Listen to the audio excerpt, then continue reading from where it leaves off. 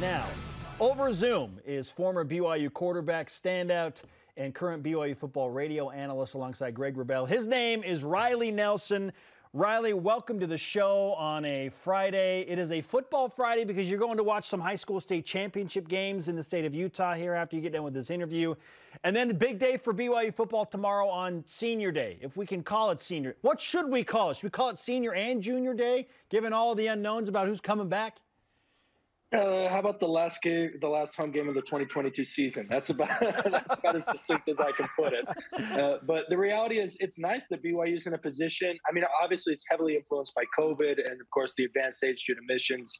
But it's nice that BYU is in a position where we have so many underclassmen considering, opportunities beyond BYU. Of course, I hope that all of them stay and finish out their career, because those, they can only build their reputations. But it does speak to the progress of the program, because there have been times in the recent past where really no underclassmen, it wasn't worth anybody's time to consider leaving early. And now we got a handful of guys, and so that speaks to the talent level of the program.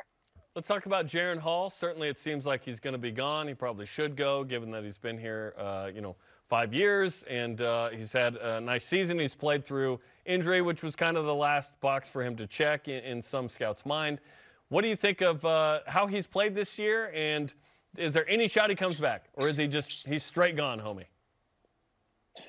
Of course there's a shot he comes back. I mean, priorities, and of course he's got, he's got a wife and a family and those kind of things to make considerations. When I talked to him before the season even started, he just felt that as old as he is, and age always being a point of conversation or really an excuse for talent evaluators in the NFL to kind of downgrade BYU players, that, he was going to take an opportunity maybe sooner than later. But I think there's a chance he come back, albeit a slim chance. I will say this. I really think Zach Wilson caught lightning in a bottle, and it ended up being, there were so many unique circumstances around that. I think Jaron's probably a mid-round guy, but that's okay. Like the fact that he's draft eligible at all, and even if he slips and goes an undrafted free agent, he's a guy that he's going to get into a camp with an NFL. With an NFL franchise. He's going to show his obvious talent and physical skills, but more than that, I think he's going to show that he's a guy you want in the locker room. I mean, much like Taysom Hill. Of course, Taysom has freak athletic ability above and beyond probably anybody that BYU's put out. Maybe Ziggy Ansah is a close rival, but as much as the Saints keep Taysom around for his freak athletic ability, they keep him around because the dude's intelligent. He is, consistent. He's a great locker room guy. He's a great teammate, and all those things. Jaron has those qualities as well. Riley Nelson is with us on BYU Sports Nation. Riley, we've talked specifically about Jaron and his future.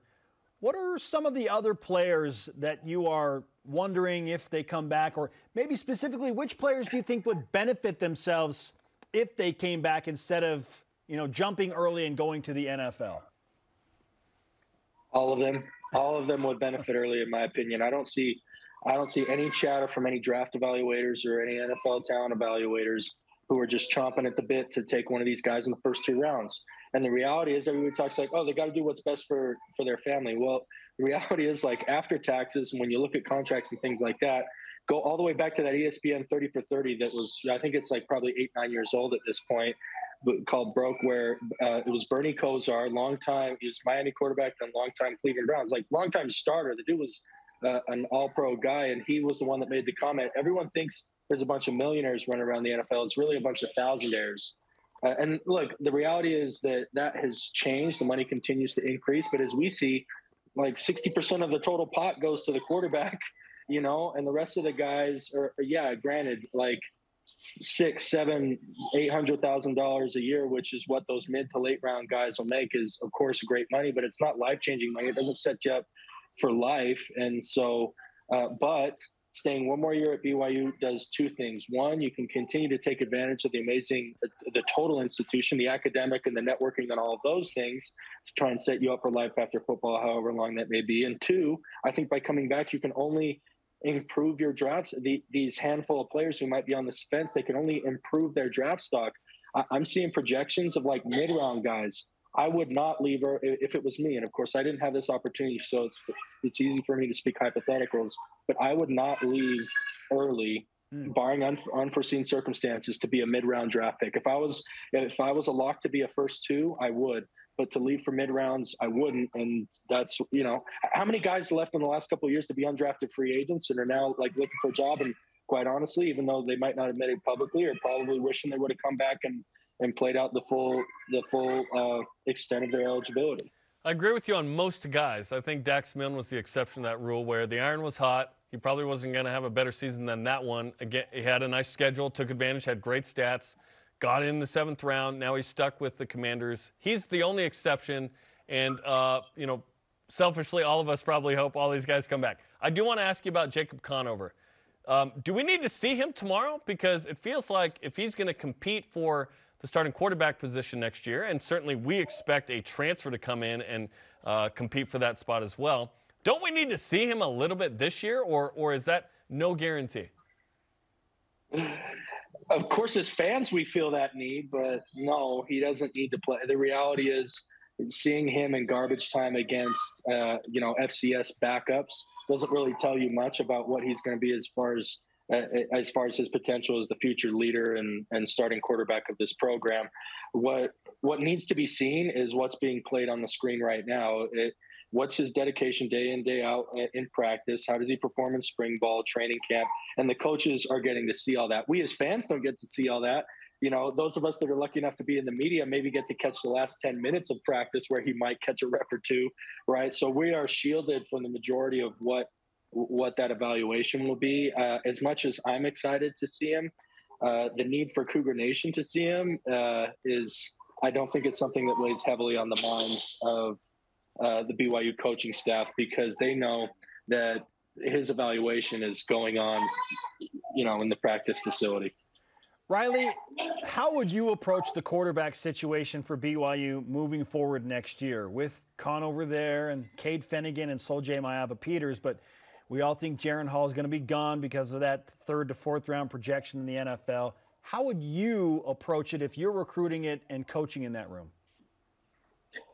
Go get a transfer, and preferably I'd try and go pick one off who's maybe a backup in the Big 12. Like, that's the conference you're going in. That's the caliber of player that you need.